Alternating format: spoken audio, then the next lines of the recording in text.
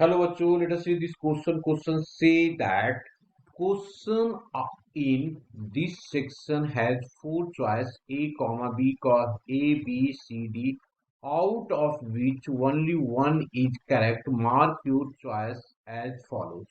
A option दिया हुआ statement one is true, a statement two is true, a statement two is correct explanation of a statement one.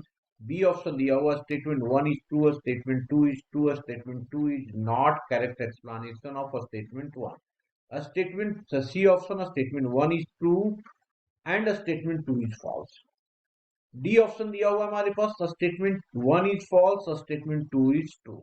Now question क्या दिया हुआ question के statement first में let alpha beta are the roots of equation x square minus a x plus b equals to zero if the coordinate of a n are alpha raised to the power ny2 or beta raised to the power ny2, then o O A N plus का whole square minus of A times of O A N का whole square plus of B times of O A N minus one का whole square is equals to zero.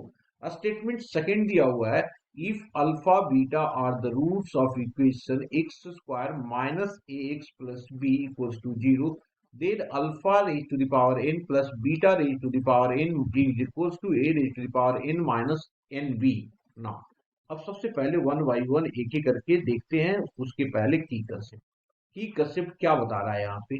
मैंने लिखा सबसे पहले की concept और इस पे लिखा if x1 and x2 add x2 are the roots of equation ax square plus of bx plus c equals to 0. This implies that x1 plus of x2 equals to minus bya add x1 into x2 equals to cya. now सबसे पहले तो हम लोग की concept देख लिया. After that अब आ जाते हैं क्वेश्चन पे. क्वेश्चन में क्या दिया हुआ है देखिए कि alpha beta are the roots of this equation. तो ये हमारे पास गिवन है जी. हमारे पास गिवन है given that alpha beta are the roots of x square minus of x plus b equals to 0. this implies that alpha plus beta क्या हो जाएगा अल्फा प्लस बीटा हो जाएगा a and alpha into beta कितना हो जाएगा that is equals to b हो जाएगा. और आगे दिया हुआ है एंड an की कोऑर्डिनेट ऑफ an इज दिया हुआ है हमारे पास अल्फा की power N Y two and beta की power N Y two. This implies that O A N का स्क्वायर निकाल रहे हैं हम लोग है ना. तो दैट इज इक्वल्स टू हो जाएगा alpha N by two minus of zero का होल स्क्वायर प्लस हो जाएगा beta in Y two minus of zero का whole square. This implies that alpha की power N plus of beta की power N ये O N का square आ गया. तो अगर ओ एन का स्क्वायर पता चल गया हम लोगों को तब ओ एन प्लस वन का भी देख सकते हैं. तो therefore O A N plus one कितना हो जाएगा ये हो जाएगा alpha raise to the power N plus one plus of beta raise to the power N plus one और ओ एन माइनस वन क्योंकि देखो ना यहाँ पे एन माइनस वन भी है तो ये ले लिया alpha N minus one plus of beta raise to the power N minus one. Now therefore O A N plus of one का होल स्क्वायर ये सारा होल स्क्वायर हम लोग ले रहे हैं ना इस सब की होल स्क्वायर है. ठीक है जी.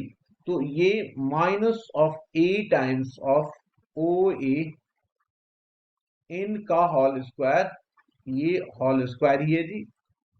होल स्क्वायर ही है, मैंने यहाँ पे लिखा है इसका मतलब।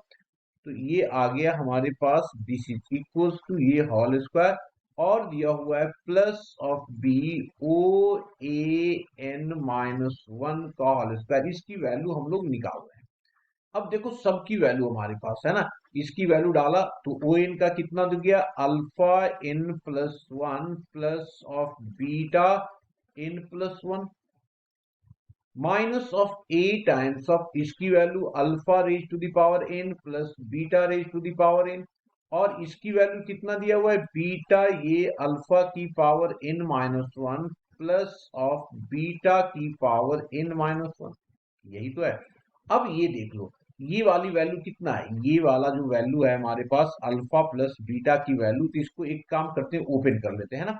तो जब ओपन करेंगे तो क्या आ जाएगा, देखना है यहाँ से, यहाँ पे हमें आ जाएगा alpha raise to the power N into alpha plus of beta raise to the power N into beta minus of A types of alpha raise to the power N, alpha raise to the power, या A की value यहाँ पे हम डाल देते हैं, है ना, ए की वैल्यू यहाँ डाल देते हैं तो हमारा काम थोड़ा आसान हो जाएगा।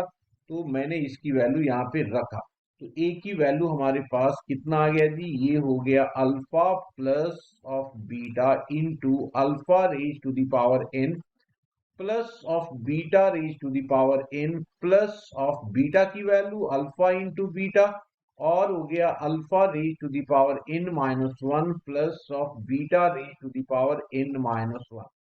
ठीक है, तो इसको ओपन करने से कोई फर्क नहीं पड़ने वाला है, तो इसको हम जैसे था पहले वैसे ही लिख देते हैं। तो this is equals to alpha raise to the power N plus one beta raise to the power N plus one, इसको मल्टीप्लाई करो तो minus of alpha raise to the power N plus one, फिर alpha के साथ इसको लिया तो ये माइनस ऑफ हो गया beta raise to the power N into alpha, और बीटा के साथ लेंगे तो ये आ जाएगा कितना, अल्फा की पावर एन, अल्फा की पावर एन इंटू बीटा, और ये हो जाएगा beta raise to the power N plus of one हो जाएगा, है ना जी। इसमें लेंगे अगर तो ये आ गया प्लस ऑफ अल्फा एन और बीटा आ जाएगा, और इस पे जो आ जाएगा ये हो जाएगा बीटा एन और अल्फा, ये। तो अब देखो क्या क्या कैंसिल आउट हो रहा है, ये वाला पोर्शन इससे कैंसिल आउट हो रहा है, ये वाला पोर्शन इससे कैंसिल आउट हो रहा है, ये वाला पोर्शन इससे, ये सारा सारा कैंसिल आउट होकर के जीरो हो गया। इसका मतलब पहला स्टेटमेंट हमारा ट्रू हो गया, मतलब सही हो गया। अब आ जाते हो सेकंड पे, सेकंड वाले में देखो क्या दिया हुआ है, अल्फा प्लस बीटा ये दिया हुआ है जी। तो देखिए इसका रूट्स तो सेम कंडीशंस यहाँ वाले आ जाएंगे, sum of the root and product of the root, same ही इक्वेशन दिया हुआ है।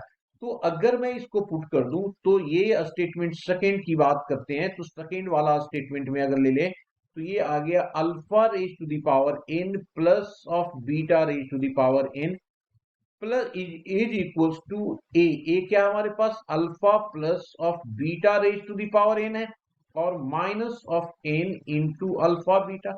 अब अगर मैं पुट करके देखूं, पुट कर लेता हूं एन इक्वल्स टू टू, अब अगर n equals to two put करूंगा तो ये क्या आ जाएगा, अल्फा का स्क्वायर प्लस ऑफ बीटा का square is equals to alpha plus of beta का whole square minus of two alpha beta. अब ये तो सेटिस्फाइड कर रहा है जी। अगर मैं इसी तरीके से आगे बढ़ जाऊं, इसका मतलब ये आगे वाला पोजीशन सेटिस्फाइड करेगा।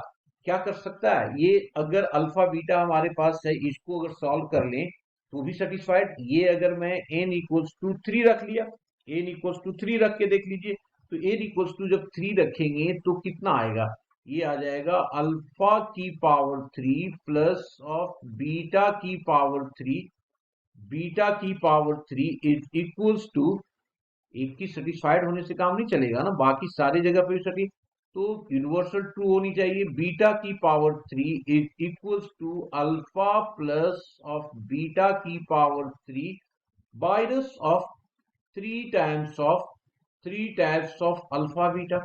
अब थ्री टाइम्स ऑफ अल्फा ये तो सेटिस्फाइड नहीं कर रहा है, इसका मतलब जो हमारा जो है सेकेंड पार्ट जो है वो सही नहीं है, ये वाला पोर्शन जो है वो सही नहीं है और पहला पोर्शन सही है। इसका मतलब statement one is true, A statement one is true and second is false. So C option is the correct option. Hope you understood it well. Best of luck.